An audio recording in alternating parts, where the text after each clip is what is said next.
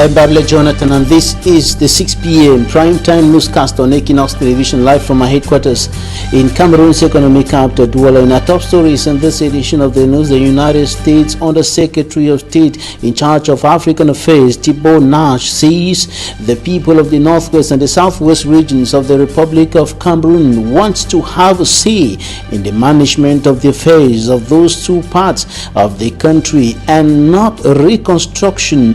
He said that the reconstruction plan of the President of the Republic, Paul Biya, cannot work in this present context. Also in this newscast, we will take you to the Donga Mountain Division, and we're going to show you the deplorable state of the road linking Du and Kamer. Stay with us.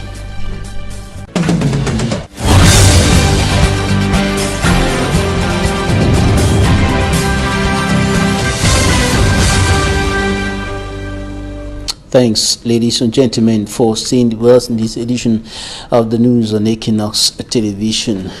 The Under Secretary of State of the United States of America in charge of African Affairs has said that what the people, until when the government will understand this, the situation will continue worsening in the two English-speaking regions of the Republic of Cameroon. According to him, the President of the Republic's reconstruction plan, which is said to be intended to fast-track the return to peace and normalcy, cannot work in the present context. Take a listen. Having to do with Cameroon has to be overlaid with the problem of the conflict that's going on. For example, now the Cameroonian government is talking about a new UN development program for the Northwest and the Southwest. Unfortunately, there's just no way to, number one, implement that. And the Cameroonian government seems to forget that the number one desire of the people of the Northwest and the Southwest is to have us succeed. Thibault Nash, U.S. Under Secretary of State in charge of African Affairs, was speaking during a hearing that took place before the Foreign Affairs Committee of the United States the Committee of the United States House of Representatives, which is an arm of the chambers of the United States Congress. And still in the northwest region of the Republic of Cameroon, we are now taking you to the Donga Mountain Division, and we're going to show you the bad state of the road linking Du and Kamer. The military and this stretch of road are already fond of.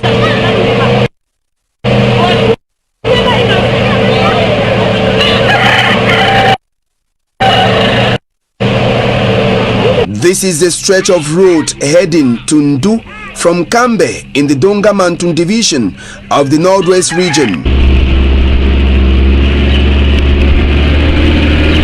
A 40-kilometer stretch of road which is very difficult for the road users. Kamer to Magba. Kamer to Magba from Ndu to Mbonso is very horrible. It will be too bad. Even about 3 days, we don't go for Upper Mbot. We have gone to Upper Mbot to carry stone to fill the road. Try what I will go fix. Try our best. Go the stones them, they will be okay because we use now one motor. The journey from Kamer to Ndu, which used to be for about an hour at most, is now done for more than 4 hours. As a result of the poor state of the road, people who want to go to Bamenda from Kamer have to pass through 5,000 francs CFA for them to leave Kamer to Bamenda and vice versa. We left Kamer at about 3 a.m. but we are still on our way for us to arrive where we are. It was hell. The shoe I bought for 40,000 is totally destroyed. Notwithstanding understanding the difficulties faced by the road users, the drivers decried the several controls to them. In some cases, they asked us 15,000 francs CFA and 30,000 francs CFA. So there is no difference between the Amba boys and the military. They were there for it. The only cry of the population of Nkambe is for the government to come to their rescue. The problem of bad roads, notably in the northwest regional chief town, Bamenda, was among the issues that provoked what became known as the Coffin Revolution, spearheaded by Mancho BBC, who has been in detention. And since then, life has never been the same again in the northwest and southwest regions of the country. Insecurity has remained a growing problem in the two parts of the region, or the two parts of the country. In the upcoming report, Innocent takes a look at the problem of insecurity within the context of the Anglophone crisis. Despite recent Thursday, July 30th, 2020, two explosions of improvised explosive devices were heard at Travelers and in Queen around PMI. Properties were destroyed and a carpenter killed by a stray bullet during a crossfire between armed separatists and the military at Travelers. The explosion in Queen in Bamenda 3 subdivision and other previous attacks is clear indication the peace and tranquility in Queen village had enjoyed is threatened. Due to the crisis that's roaming out around Queen now, this quarter lives to be one of the most peaceful areas here in Queen. And the most things we expect after this day, the quarter heads that have installed today, they have a lot of tasks, like the insecurities that are around us. His Royal Majesty Fonaze for the third of the Queen Fondom brandishes the flags of peace, community development and fight against the COVID-19 pandemic, while embarking on different tours across the village to install quarter heads in all the 58 quarters making up the Queen Fondom. The traditional ruler commissioned them to spread his COVID-19 awareness message. We expect generally from them to also show a lot of concern and love for the people, and especially educate them on this COVID-19, especially at the time that we are facing all these challenges. We expect these people move to all the corners of the quarters, make sure the people are sensitized. After installing Kong Joseph as the pioneer quarter head of the newborn Niberu quarter, from Azefo III proceeded to Mbeso quarter. He called on them to be development oriented. We also expect them to pull development projects, initiate ideas that can better the lives of my people in the respective quarters. We also expect them to be law-abiding citizens and to caution the young people and the entire population of the quarters to respect the norms of the land, and also to contribute their own ideas for the growth of the town and the growth of the kingdom. Pledges have been directed to the fund and the communities by the quarter heads. On behalf of the Mbeso community and on behalf of the Council of Elders of Mbeso, we are development oriented due to our system here in Mbeso, because Mbeso being the host of the forest of the old and the new palace. So we have a lot to give to the Nkwen people in terms of tradition, because we fail the Nkwen people through tradition, we have failed our people. If we fail Mbeso, in northern Mbeso, we have failed Nkwen. Development promises which to others will stand on love and humility. We promise the people of Akwata that we will be loyal to them more than to any other person. Our plan for the future is HHS We have hygiene, healthcare, and good sanitation.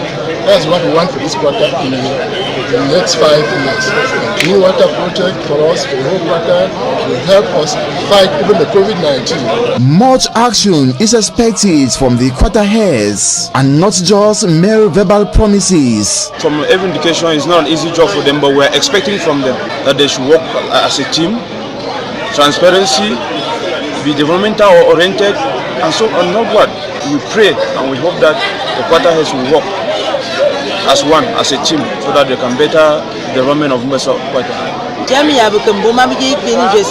We thank God and His Royal Majesty for Nazef III for giving us these leaders. They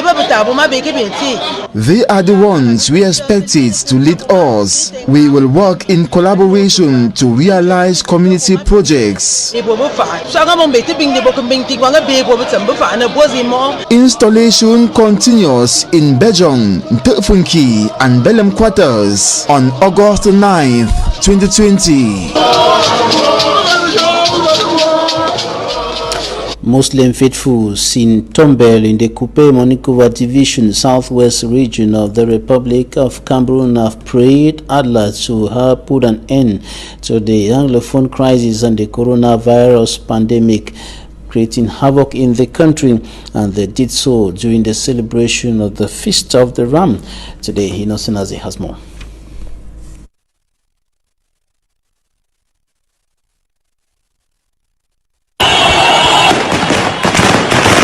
Despite recent condemnation of persistent acts, early on the Tabaski feast day, Muslim faithful united at the Tombe Mosque in the Kupe Manyunguba division of the southwest region amid the COVID-19 pandemic to thank Allah for His grace upon their lives and to beg Him end the Anglophone crisis which has adversely affected them in all spheres. Esclave d'Allah, population de Tombel, nous demandons la bénédiction d'Allah, tous ces fléaux qui sont en train de nuire notre pays. We are praying for peace in this country because due to the crisis in Northwest and Southwest, we've been praying that Allah should help us let peace return as we were usual. So we thank Allah for everything and let Him bless our head of state, His Excellency Paul Biya, and the leaders. Administrative authorities present, like the divisional officer for Tombel, Nyam Leonard, affirmed this Muslim feast of sacrifice is very significant. Today these prayers were quite important because we need peace. This is the day of sacrifice. Sacrifice entails that we should be people of peace. We should be people who entrust everything in the hands of God so that peace can be the only thing that we need in this land. Though the social distancing was not quite respected, majority of the Muslim faithful put on their face mask. You've noticed that almost everybody in the mosque was wearing his mask, meaning that all of us are aware of the COVID-19 spread, and that is why each and everyone is taking all the measures necessary to make sure that we don't have the spread of this disease in Tombe subdivision. Security remained heightened as the feast of sacrifice continued from the prayer ground to homes where meals and drinks were shared to the poor, neighbors and visitors.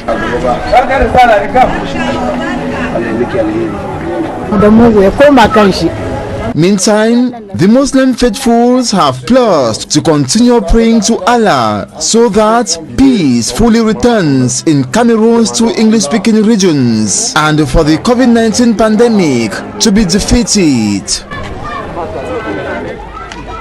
And Muslim faithfuls in the Adamawa region and those in the littoral region of the country also prayed for a return to peace and normalcy, notably in the crisis-hit northwest and southwest regions of the Republic of Cameroon. During prayers marking the Feast of the Ram, the Muslim faithfuls asked Allah to save humanity from COVID-19. For me, Armstrong Sander reports. The socio-political atmosphere in Cameroon and the coronavirus pandemic was at the center of prayers marking the Feast of Tabaski in Gaoundéré in the Adamawa region of Cameroon. But we have made our prayers just to ask the Almighty God to alleviate this disease within our society. And I want to salute the spirit of fighting of the population of Adamawa. The prayers of this of today is very important. At the Mosque Senegalese in the Congo neighborhood of the city of Douala, the message and prayer topic was same. Before the Tabaski prayers proper, faithfuls had time to listen to the sermon of Ostaz Guy, Imam of the Mosque Senegalese who dwelt on the holy sacrifice. On regarde, on dit, ah, est-ce que tu priais? On regarde. Ah oui, non, il priait beaucoup. And then the prayers proper.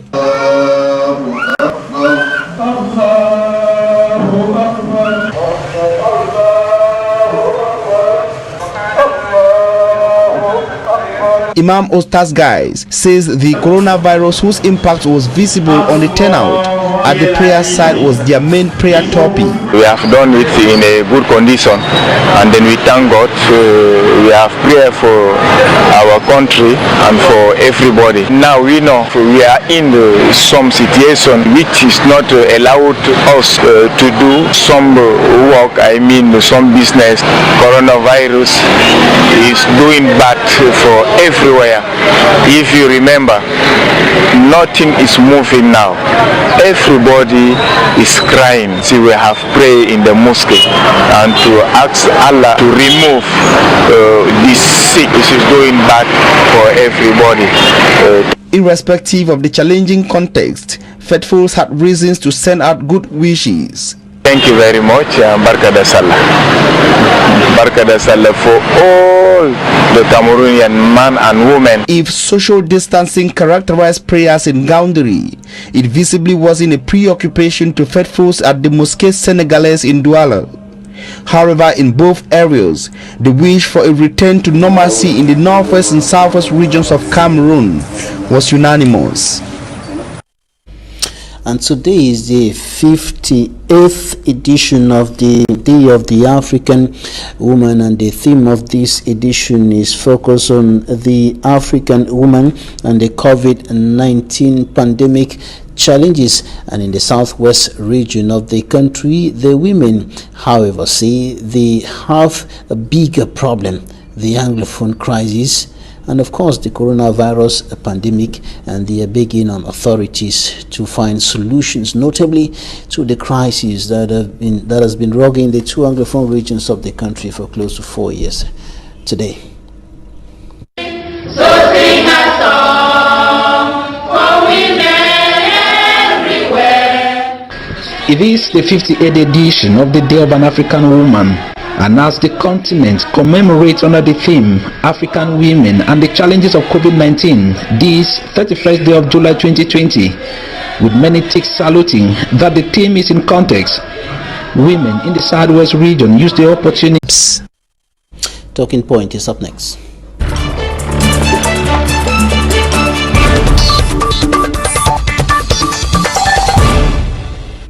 Thanks for staying with us in Talking Points. We are receiving a gender activist, Quinta Fon. She works with the Center for Human Rights and Democracy in Africa. You're welcome. Thank you so much, Mr. Babylon. Today is your day. Yes, it is. Happy African Women's Day. Happy Pan-African Women's Day to you too. And it's your birthday. Happy birthday. Thank you. All right. You heard the women in the northwest or in the southwest region of the country who said that before the coronavirus came, there was a major problem, and the problem is still there, and they are begging for solutions. We're going to talk about that day. But first of all, your reaction to this point highlighted by the women in the southwest region, from where you're coming. Exactly. I thank you once again for the opportunity. I relate with those women. I've been working with those women. You saw Mrs. Eteki Stella. She is the interim delegate for MINPROF in the Southwest. I've been working with her for the past 3 months on a project to enhance the rights and the health of women during coronavirus pandemic.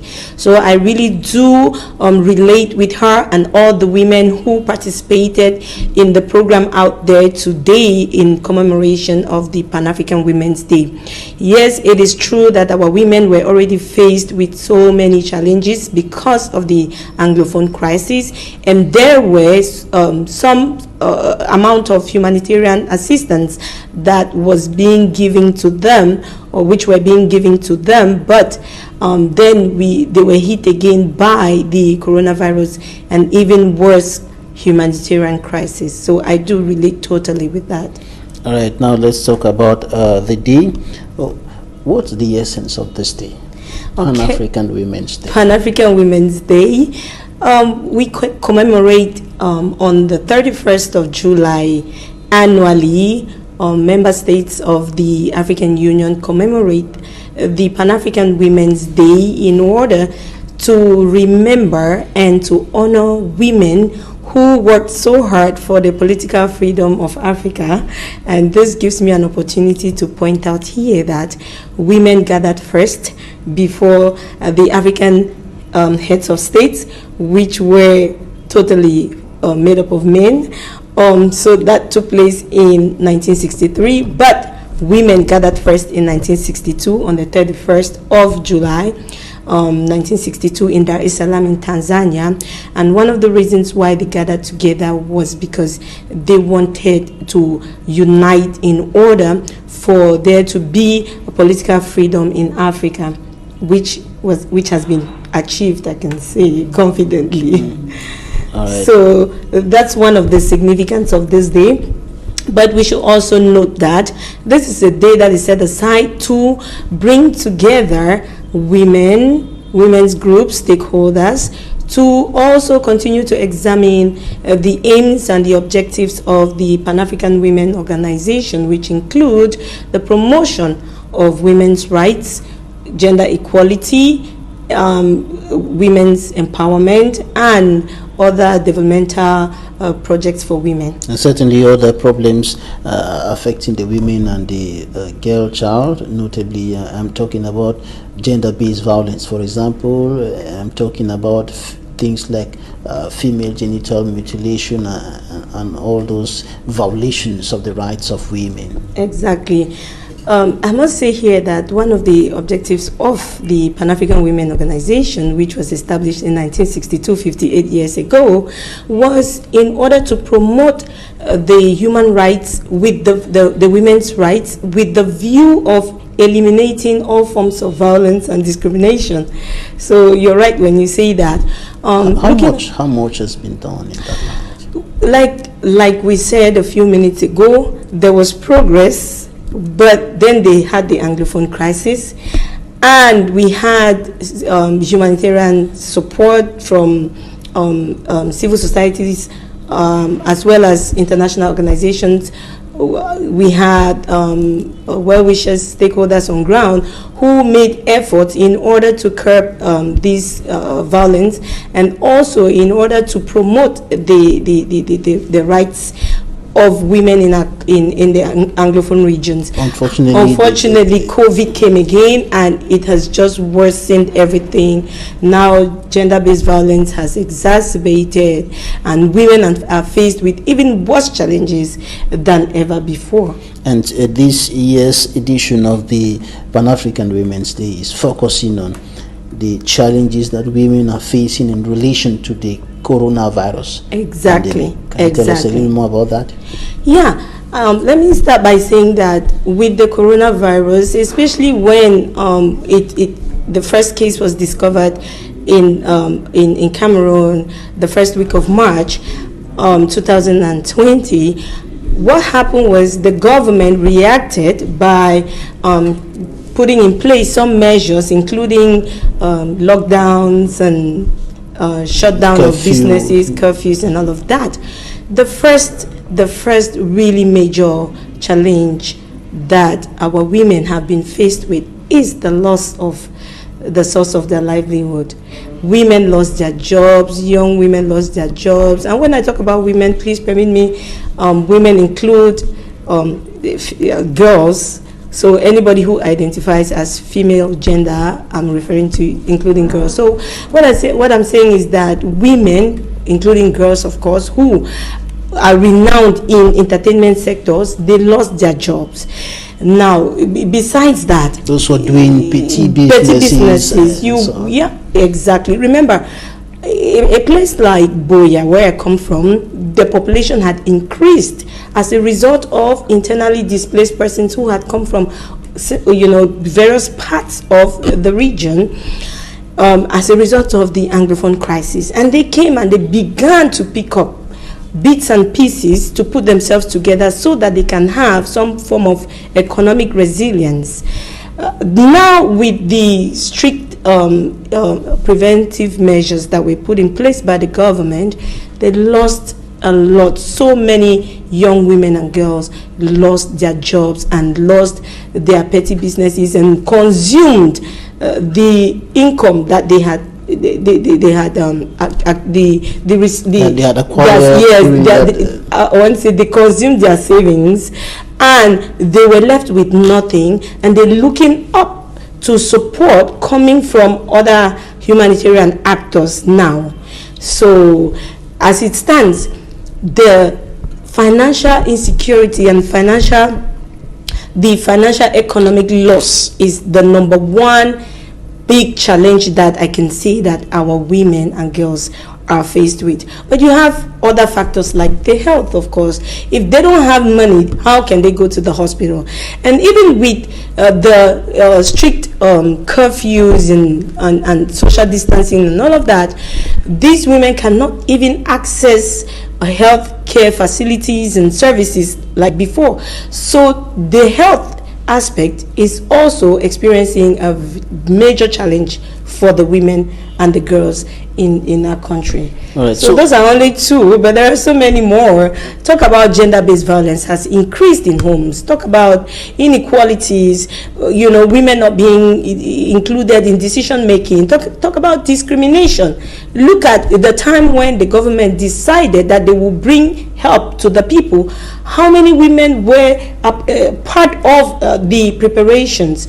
They were only considered as beneficiaries, and that's something that we do not want women to be looked at like that. We want women to be a part of every process from the beginning to the end. Women should be at the forefront. They should be in the middle. They should be behind. They should be everywhere. They should be everywhere. Mainstream. All right.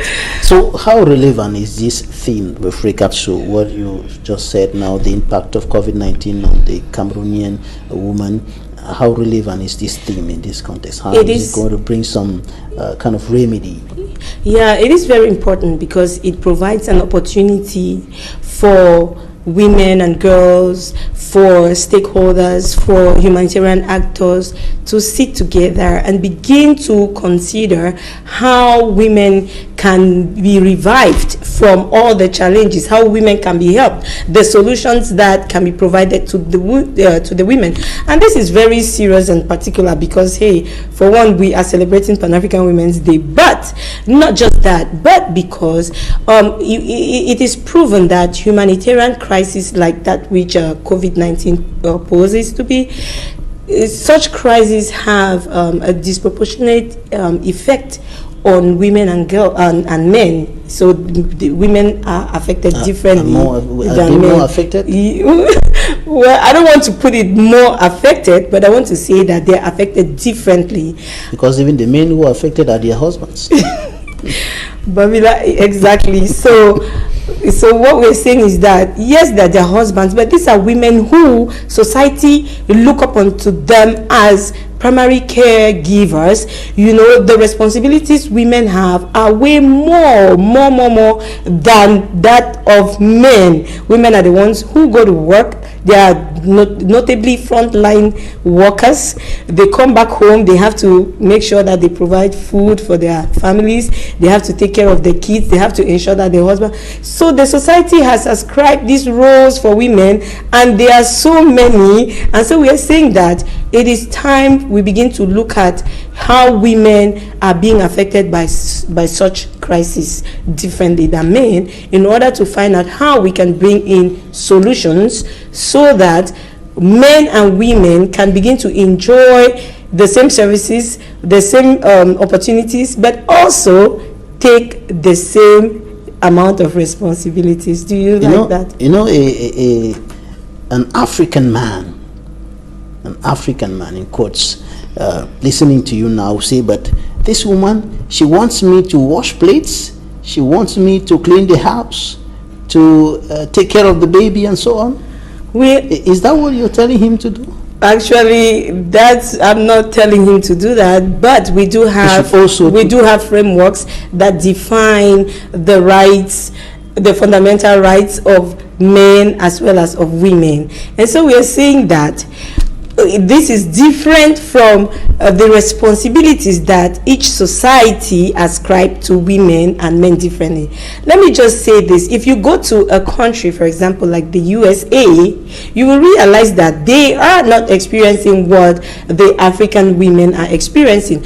Women in America, their husbands, more men who are husbands, they cook more for their wives. So it's a culture thing. It's a culture. You are looking at it as, because you belong, or the men will be looking at it because they are coming from this culture. But if you go to another region, another country, for example, it is quite different, and probably the society is expecting is ascribing different roles to the men and the women. So it's a geographical thing. It changes from one place to another, from one region to another. So for our African men, if I may say, what we are looking at, we're looking at the frameworks which define the rights of of women, of men. A woman has equal opportunity to go to work, to make decisions about her sexual and reproductive health, politically, to lead, to be a senator, to be a president. So all those things, we understand that our culture did not accept it. Before, while we were a couple of decades back, it was different. But now, changes are going on, and we're hoping that our society will change mentalities and practices, and will eradicate all harmful practices that violate the rights of the woman. All right. What are some recommendations that you would love to give to the government to implement for things to change in that light? Okay, thank you so much once again. Talking about recommendations, recommendations related to addressing these issues, the challenges women are facing in the context of the COVID-19. I want to begin with, if you look at the loss of jobs, women have lost jobs a lot, and they barely have any finance to be able to start up other businesses.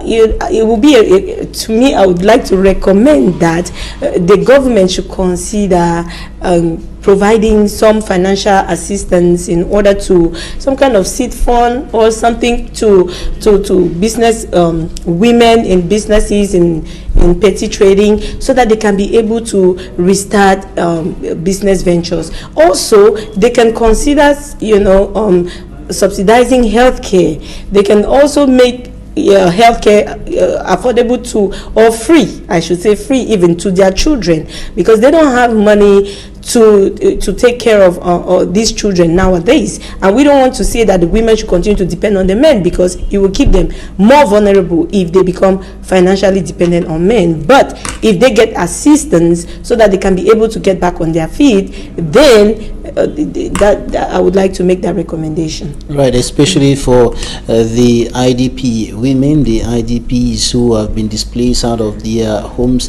in the northwest and southwest regions of the country, and who are now seeking refuge in other areas and struggling for survival. But I think we should make this precision. What you're saying now does not mean that the men should stop playing their role of providing for their homes, for their wives, for their children and so on. But that's misleading if you say so, because we don't want it to be like, okay, the men are responsible. It's a responsibility of both parents. Now, when you make it that the men are responsible, the men will feel like, okay, they you know, the tendency is that they will abuse the power. They'll begin to, you know, cause violence against women and girls. It's kind of a complicated thing that requires a longer time for understanding. And that they won't pay that's the bills, situation. and they won't providing for the house. You don't have to say, okay, we don't want that. Okay. All right, thanks, ladies and gentlemen, for staying with us. Thanks, Quinta, gender activist with the Center for Human Rights and Democracy in Africa. Thanks for joining us today. Thank you. It's a pleasure to be here once again. Do have a nice weekend in the company of our